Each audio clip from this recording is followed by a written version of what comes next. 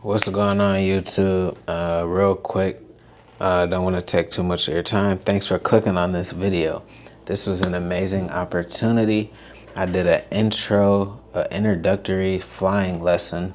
Flew out of Princeton Airport here in New Jersey. So funny story, I was gifted some credits. Someone had credits there. They changed their mind, long story.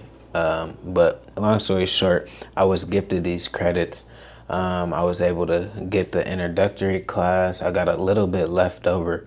I'm actually taking my dad tomorrow for his birthday, and he's gonna be the pilot. I'm gonna just ride along, but amazing experience. I have a life goal to own a private jet. So for me to get this flying lesson and even be introduced to the private pilot world, it's just, everything happens for a reason. I was very excited. I'm just blessed. So this was my first private flying lesson.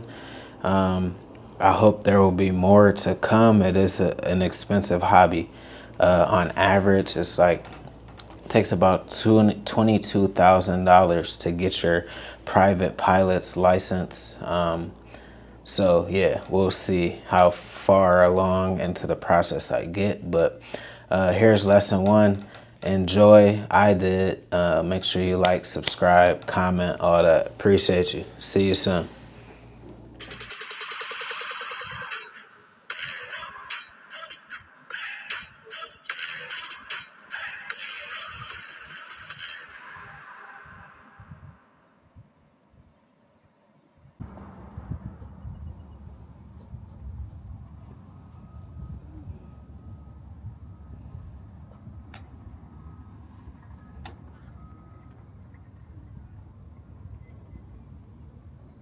And World War II fighter airplanes, and Oh, wow. fighter airplanes. All right, so when you pull the yoke back, it goes like, the elevator goes like this and the plane climbs. Gotcha.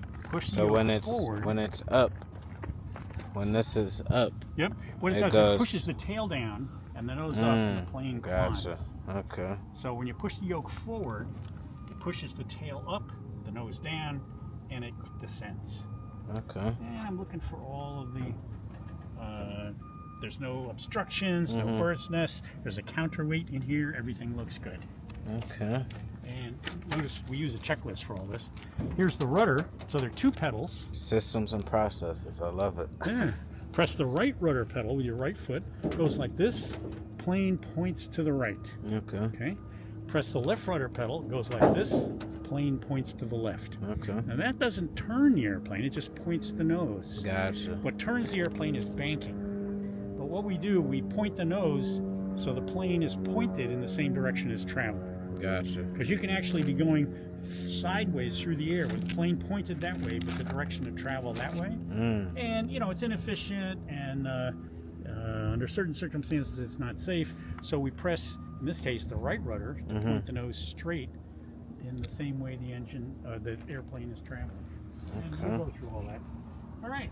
Other All right. Navigation antennas, they look good. Communication antennas, we got two radios, they look good. Emergency locator transmitter antenna, looks good. Okay. Flap. Right now it's fully up. For landing, we put this flap all the way down to land at the slowest Bless you. slowest possible airspeed. Okay. All right. And this is the aileron. This is what turns the airplane. And you can see the yoke. When you turn the yoke to the right, Oh, right. Yep. this aileron goes up, and the other aileron on the other wing goes down, and that banks the plane to the right. And that's what actually turns the airplane. And I'm looking at the hinges. Everything looks good. Freedom of movement is good. Everything looks good. How much fuel or how far can you go on a plane like this? We have full tanks, so that means we can fly for 5.5 hours. Okay. It's all about time. Gotcha. And 5.5 hours in no wind conditions. We could go to Quebec, we could go to Ohio, we could go to South Carolina in 5 hours. Okay. Now, if there's a headwind against us, we're not going to cover as much ground. Right. If there's a tailwind with us, behind us, we're going to cover more ground. Right. So Okay. it all depends. Makes sense. That's why we do it in terms of time, because the distance you travel depends on the wind. So, and just to look at, to make sure it has no contamination, and the most common form of contamination will be water bubbles at the bottom, because water is heavier than fuel. Right. And nope, no contamination here. Smells like fuel. It's light blue. That's the right color. So we're in good shape. All right. And I know we got full fuel now. Oh, So the fuel is in the wings. That's interesting. Now we're going to check the oil. And there's an oil cap that unscrews. And we'll just take a look at that level of oil. Oh, we got plenty of oil. Yeah. It's good. Yep. 7 quarts, 5 quarts. It's well over 6 quarts, which is what we look for. Okay. So, yeah, we got fuel. All right.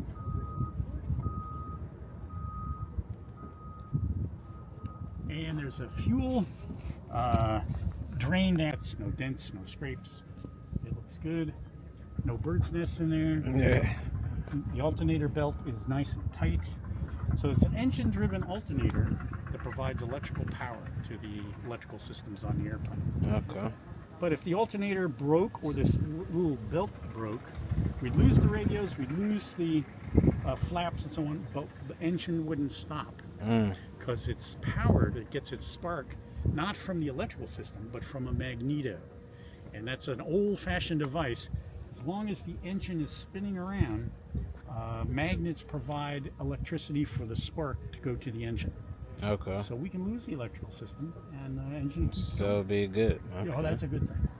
All right, all the screws are in. If we're on a night flight, we check the lights. Front tire, good tread, good inflation, good extension of that shock absorber. I'll just test the exhaust pipe.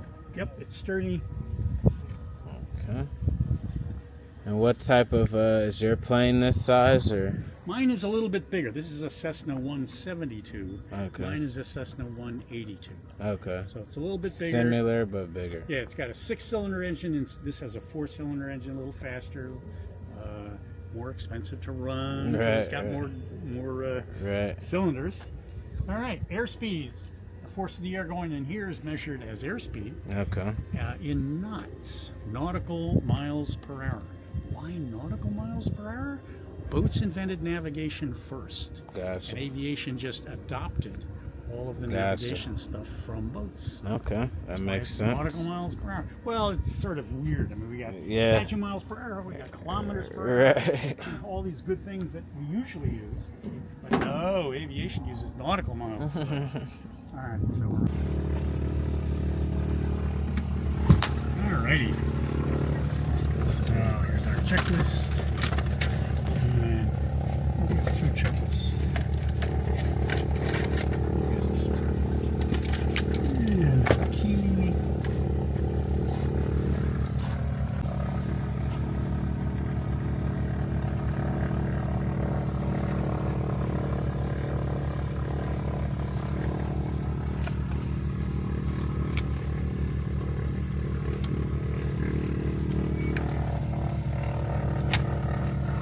Beacon on. Okay, beacon is on. That's the little red light at the top of the tail of each airplane. And we just turn that on, so as soon as we turn the power on, that beacon light goes on, warning people that we're about to start. Gotcha. Okay. Okay, it's just a safety thing. Circuit breakers, all these white circuit breakers are in. Landing light, okay. Good. Circuit breakers, master on. So we turn the master on. And mixture rich. Now we're going to prime it. So I'm going to ask you, I can do it.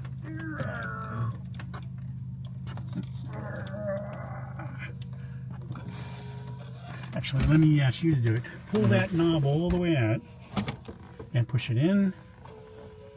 And one more time. And all the way in. Good. And then we're going to lock it. Let's see, it lines up. Yep. Now let's lock it. Good.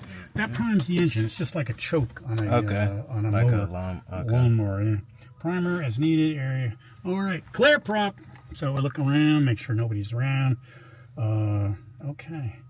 So here we go. So what I want you to do is